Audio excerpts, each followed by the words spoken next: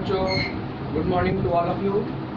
बच्चों, आज हम क्लास 11 का टॉपिक स्टार्ट करने जा रहे हैं। जो हमारा नया टॉपिक है फ्रिक्शन फोर्स। बच्चों, इससे पहले हम लोग न्यूटन्स लॉज ऑफ मोशन की स्टडी कर लिए हैं। First law, second law, third law और न्यूमेरिकल्स उनके बेस्ड ऑन। आइए आज हम स्टार्ट करते हैं फ्रिक्शन। तो हेडिंग लगाते हैं। हेडिंग क्या है हमारी? फ्रिक्शन।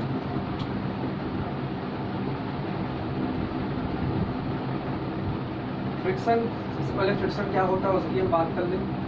बच्चों, ये क्या होता है, जब ऑब्जेक्ट आपका ब्लॉक मूव करता है तो एक अपोजिट फोर्स लगती है, ठीक है। और वो फोर्स बेसिकली इसको हम बोलते हैं सीडो फोर्स, जो हम समझ नहीं सकते, मतलब दिखाई नहीं पड़ता। क्योंकि जब देखिए इसमें ब्लॉक को जब हम उठा के या लेके जाते हैं या खींचते हुए लेके जाते हैं तो उसमें क्या होता है, हमें फोर्स लगाना पड़ता है उसके अकॉर्डिंग जिसका ब्लॉक का वेट होता है, ठीक है। क्योंकि देखिए आप अगर एक बात करें, अगर हमारे पास कोई टेबल है, अगर एक छोटे बच्चे उसको खींचे शायद न खींच पाए, लेकिन हम लोग क्या करते हैं उसको हम खींच ले जाते हैं। रीज़न यही है कि उसका वेट क्या है, ज़्यादा है, इसलिए बच्चे खींच नहीं पाते। लेकिन हम उसको फिजिक्स के टर्म में कैसे समझते हैं, आइए हम यहाँ पे बताते हैं उसके क्या रीजंस होते हैं, उनकी हम स्टडी करेंगे। तो सबसे पहले देखिए फ्रिक्शन फोर्स होता क्या है। इसको हम बोलते हैं it is relative motion between the two objects। ये क्या होता है? Relative motion. जैसे मान लीजिए दो ऑब्जेक्ट कैसे कांटेक्ट में हो और एक दूसरे से क्या हो जाए। अगर मान लीजिए ब्लॉक में आगे की तरफ ले जाता हूँ तो फ्रिक्शन किधर लगेगा? पीछे की तरफ लगेगा। तो उसकी हम बात कर रहे हैं। It is a relative motion between the to object when they are contact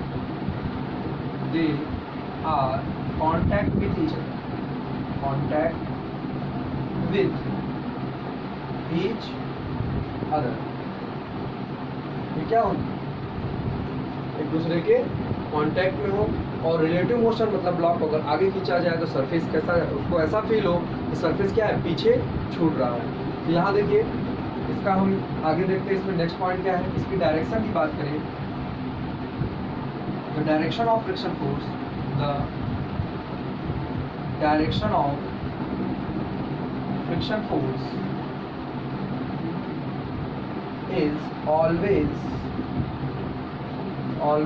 opposite to the relative motion, या आप कह सकते हैं रिलेटिव मोशन। और इसको हम बोल सकते हैं बच्चों एक्सटर्नल फोर्स। ऑलवेज यहाँ पे हम सेंटेंस चेंज कर देते हैं। Opposite to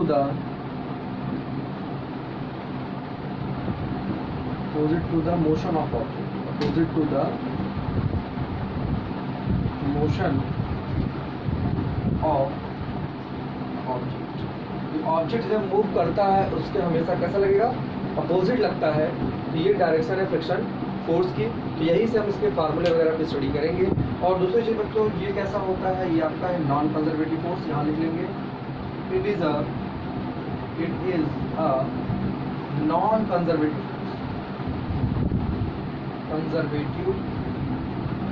force. Non conservative force का मतलब है that is work done is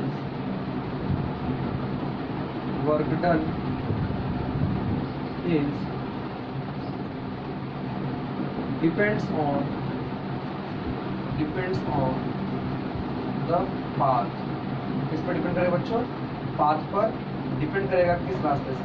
बच्चों ये जो कंजर्वेटिव है ये मैं आपको work energy and power chapter में आपको एक्सप्लेन करूंगा। तो सभी के लिए आप क्या करिए, इसको यहाँ पे लिख लीजिए। It is a non conservative force that is work done depends on the nature of path, या पाथ आप लिख सकते हैं। यहाँ पे लिख लेते हैं नेचर ऑफ पाथ। पाथ का नेचर कैसा है बच्चों, इतना नोट करिए। फिर आपको हम आगे चलते हैं, इसको एक्सप्लेन करते हैं इसकी मीनिंग क्या है, ठीक है। नोटिए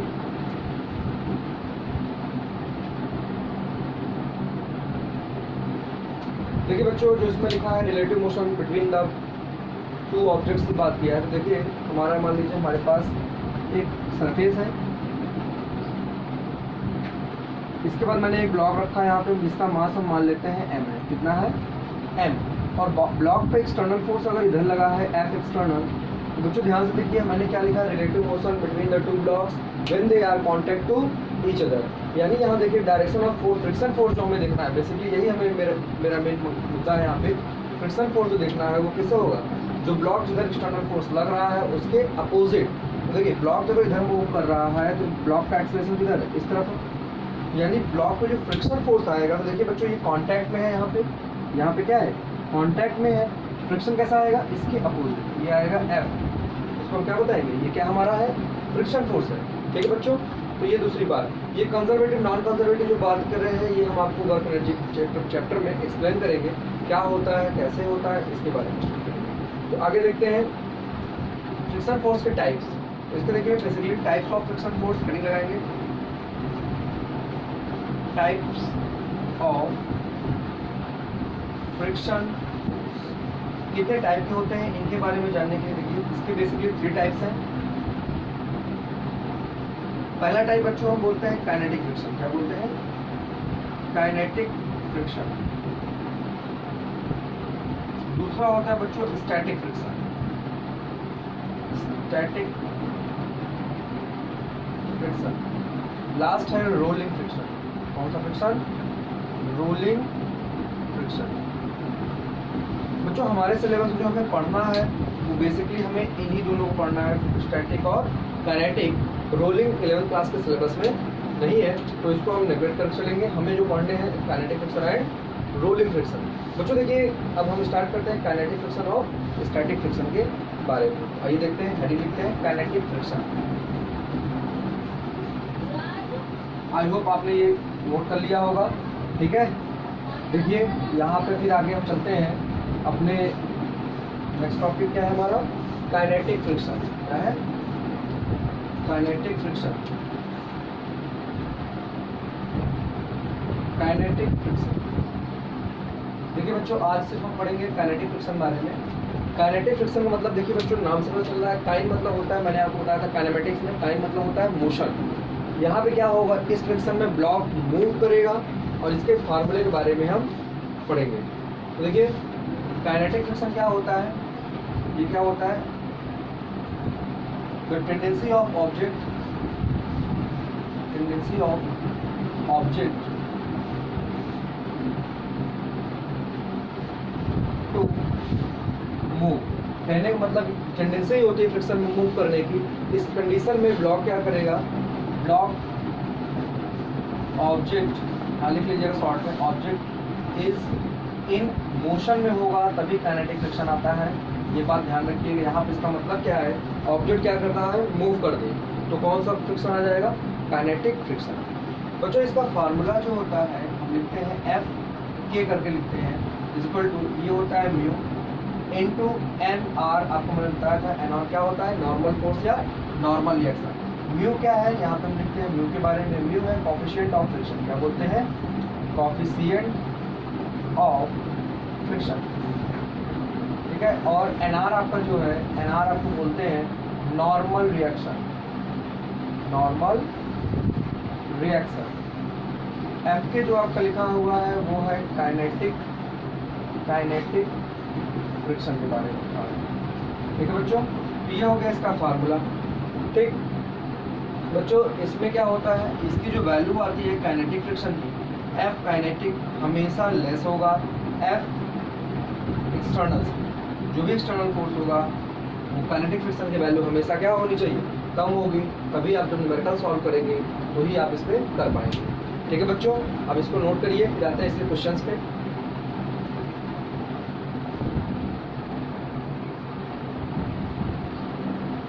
देखिए बच्चों आपके सामने काइनेटिक फ्रिक्शन से रिलेटेड मैंने 2 क्वेश्चन लिए हुए हैं।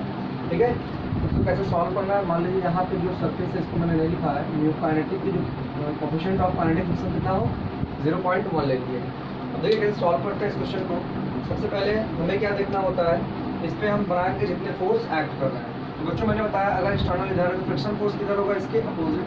एफ कौन सा फ्रिक्शन हम मान के चल रहे हैं, काइनेटिक। हमें क्वेश्चन दिया तो काइनेटिक ही लेंगे, लेकिन एक्चुअल में क्या होता है, जब स्टैटिक आप पढ़ लेंगे तो पहले चेक करेंगे कि कैसे काइनेटिक आता है, कैसे फ्रिक्शन आता है। तो यहाँ देखेंगे इस पर एक फोर्स एक्ट कर रहा है, इसका नॉर्मल ऊपर की तरफ, और यहाँ से इस ब्लॉक के कॉन्टैक्ट की वजह से ये एम्प्टी। ठीक है बच्चों, अब यहाँ देखिए एफ के की वैल्यू अगर देखें, एफ के इक्वल टू फार्मूला होता है म्यू के इंटू एन। क्या होता है? म्यू के इंटू एन। और देखिए मान लीजिए बॉडी में एक्सेलरेशन इधर ए है, हमसे क्या पूछा गया है यहाँ क्वेश्चन में, find F kinetic friction and acceleration बताना है। ठीक है, तो यहाँ देखिए पहले हम निकालते हैं एफ काइनेटिक। म्यू के की वैल्यू बच्चों कितनी है? 0.2 इंटू नॉर्मल रिएक्शन। कैसे निकालेंगे नॉर्मल रिएक्शन? इस कंडीशन में किसके बराबर दिखा है? M ji. आई होप आपको समझ में आ रहा होगा, तो वीडियो में आप देखिएगा एफबीडी बना के। देखिए इसकी एफबीडी अगर बना तो यहाँ से अच्छा एफबीडी देख लीजिए। 5 kg का ब्लॉक, इस तरफ फोर्स है 10 न्यूटन का। कितना फोर्स है? 10 न्यूटन। ठीक है, यहाँ देख लीजिए नॉर्मल रिएक्शन जब हम निकालेंगे, नॉर्मल ऊपर जा रहा है और एम जी कहाँ है? नीचे लग रहा है, और एक फोर्स ऑफ फ्रिक्शन है एफ। ठीक, एफ के की वैल्यू फार्मूला हो गया है म्यू इंटू एम। तो यहाँ क्या हो गया? म्यू। एन की वैल्यू क्या है? एन की वैल्यू है एम जी। मास कितना है? 5 kg का, और ग्रेविटी का जो इफेक्ट है उसको हम ले लेते हैं 10। कितना ले लें बच्चों? 10। तो यहाँ ध्यान से दीजिए, इसको देखेंगे कितना आ जाएगा ये? 5 2 जा 10 यानी 1.0। एक बात ध्यान रखें, ब्लॉक में फोर्स थोड़ा बढ़ा लेते हैं ताकि काइनेटिक फ्रिक्शन को मान लेते हैं 50 न्यूटन। यहाँ मैंने लिखा 50 न्यूटन। तो ये क्या हो जाएगा? इंटू 50 करेंगे, सॉरी ब्लॉक का ये वेट मैं कम कर लेता हूँ, थोड़ा सा क्वेश्चन हमारा सही हो जाए। ब्लॉक मान लीजिए 2 kg का है, यहाँ लिख लेते हैं। अब देखिए यहाँ पे कितना आ जाएगा आपका? ये हो गया 0.4 इंटू ये कितना हो जाएगा? 50। जब आप मल्टीप्लाई करेंगे बच्चों, 5 4 जा 20, तो आ जाएगा आपका 20.0 न्यूटन, यानी फ्रिक्शन फोर्स की वैल्यू कितनी आ रही है? 20 न्यूटन। बच्चों मैंने वैल्यू ऐसे रैंडमली लिया था, तो यहाँ पे हमको काइनेटिक दिखाना था कि ब्लॉक मोशन में करे। जो क्वेश्चन पहले लिए थे वो मोशन में नहीं करता। ठीक है, यहाँ देखिए फ्रिक्शन फोर्स की वैल्यू कितनी आ रही है? एफ काइनेटिक फ्रिक्शन 20 न्यूटन आ रही है। ठीक, बॉडी में एक्सेलरेशन पूछा है। एक्सेलरेशन बच्चों देखिए, एक्सेलरेशन की डायरेक्शन किधर है? ठीक है, राइट साइड है। तो इसके लिए हम क्या लिखेंगे? हमने पढ़ा था एफ नेट इक्वल टू होता है एम इंटू ए। तो यहाँ देखिए एफ नेट की बात करें, F net mass into acceleration. Net force देखिए यहाँ पे ब्लॉक पे, अगर इधर 10 सॉरी इधर कितना मैंने लिया है? 50 न्यूटन, 50 न्यूटन है। इधर कितना है? 50 न्यूटन है। आप क्या लिखेंगे? एफ इधर से ज़्यादा फोर्स है, एक्सेलरेशन इधर से ज़्यादा वैल्यू, इसकी माइनस एफ के इज इक्वल टू एम के। ठीक है, वैल्यू रख देते हैं। एफ की वैल्यू है 50 न्यूटन, एफ के हमने निकाला है 20 न्यूटन, और मास है ब्लॉक का 2 kg, एक्सेलरेशन निकालना है। ठीक है बच्चों, इस तरह से आप एफबीडी बना के इसको सॉल्व करिएगा। ये वैल्यू सॉल्व करने पे कितना आ रहा है बच्चों? 2a is equal to 50 into 20, 50 minus 20 कितना हो गया? 30। a इज इक्वल टू कितना आ जाएगा? 30/2, यानी ये कितना है? 15 मीटर पर सेकंड स्क्वायर। इसका क्या आ रहा है? एक्सेलरेशन आ रहा है। ठीक है, अब आगे हम देखते हैं, ये हमारा इंक्लाइन ब्लॉक है। कैसा है? इंक्लाइन। तो देखिए बच्चों, ब्लॉक में अगर एक्सेलरेशन डाउनवर्ड है, क्वेश्चन में एक्सेलरेशन दिया है डाउनवर्ड दिया हुआ है, तो यहाँ देखिए इसका फ्रिक्शन कैसा लगेगा? इसके अपोजिट। ये हो गया एफ की।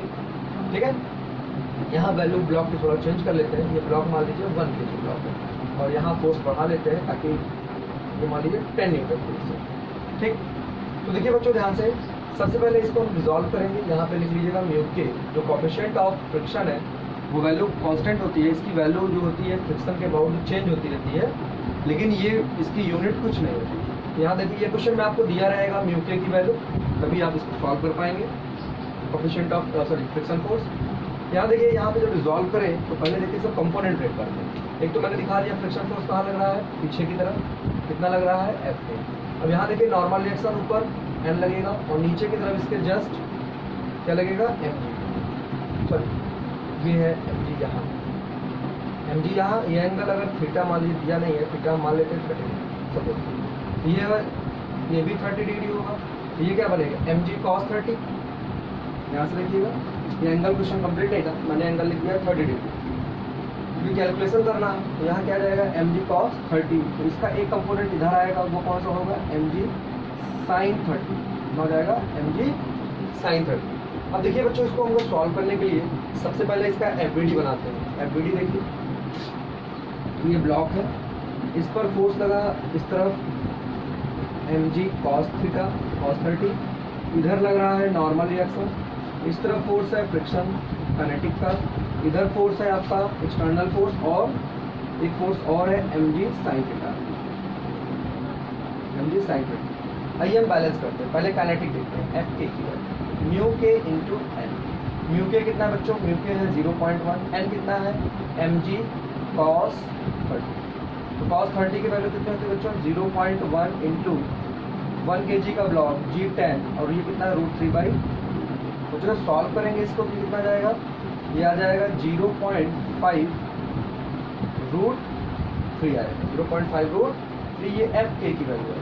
अब देखते हैं एक्सेलरेशन निकालने के लिए एफबीडी से देखेंगे। एक्सेलरेशन बॉडी में किधर है बच्चों? ये एक्सेलरेशन इधर है। तो इसका मतलब क्या हम लिख सकते हैं? एफ इसकी डायरेक्शन सेम, तो लिखेंगे mg sin 30 और क्या है अपोजिट में? एक है एफ के, माइनस एफ के लिखेंगे इक्वल टू एम ए। बच्चों ये न्यूटन सेकंड लॉ है जिसको हम अप्लीकेबल कर रहे हैं। Net force equal to mass into acceleration. ये नेट फोर्स हो गया उस ब्लॉक पर। इसकी वैल्यू कितनी मैंने लिया है? 10 न्यूटन, प्लस मास कितना है? 1 kg का मास है, ग्रेविटी 10 है, sin 30 की वैल्यू 1/2, माइनस एफ के कितना है? 0.5 √3 इंटू मास कितना है? 1 इंटू एक्सेलरेशन के। बच्चों जब इसको सॉल्व करेंगे तो ये आएगा 2 5 10, तो ये हो गया आपका 15 माइनस 0.5 √3, ये वैल्यू हो गई। और ये है यानी ए की वैल्यू, आप इसको और रिजॉल्व कर लीजिएगा। ए की वैल्यू कितनी आएगी? 15 माइनस 0.5 √3। ठीक है, इसका आंसर ये आपका हो गया। अगर आपको और सॉल्व करना है तो √3 की वैल्यू होती है 1.73, यहाँ रख के मल्टीप्लाई करके सब्ट्रैक्ट कर दीजिए, आपको नेट आंसर मिल जाएगा। बच्चों ये 2 क्वेश्चन थे, वीडियो लेंथी ना हो इसलिए थोड़ा मैंने फास्ट पढ़ा दिया। तो आप इसको वीडियो को पॉज करके देखिएगा, जो क्वेश्चन नहीं समझ में आता है फिर आप पूछिएगा। नेक्स्ट वीडियो हम आएंगे काइनेटिक फ्रिक्शन के क्वेश्चन ही कराएंगे और स्टैटिक फ्रिक्शन के बारे में डिस्कस करेंगे। ठीक है, आज के लिए इतना ही। Thank you.